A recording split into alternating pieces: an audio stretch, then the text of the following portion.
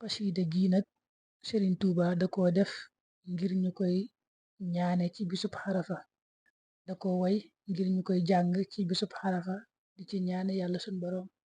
Bisub xarafa nag ñu bari dañ koy laaj, waaye kenn ku nekk day jàpp rek ne réew moom nekk bis ba nga xam ne moom lañ jàppe bisub fukkeel ba di bisub tabaski ba, bis ba ko jiitu di juróom-ñeenteelu fan ba mooy doon bisub xarafa ba.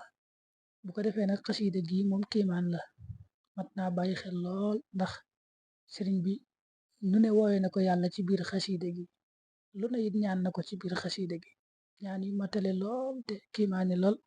kuy jàng rek di ko teewlu di xam li muy wax, dana xam li ñuy wax bu baax a baax a baax ci biir xasida gi.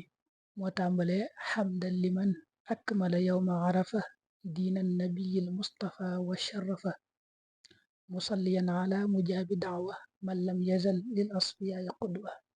nga topp xasida yi, topp ñaan yu bari yi ba àgg ca mujj ga, ma nga yam ci ashhadu an laa ilaha illa allahu waxdahu la sharika lah ilahan waxida wa rabban shahida wa naxnu lahu muslimun.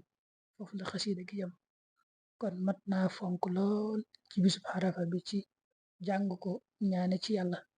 na bàyyi xel bu baaxit ne bisub xarafa moom baax naa woor lool, loolu it bari na ay ngëneel ak i daraja lool yuñ ci wax.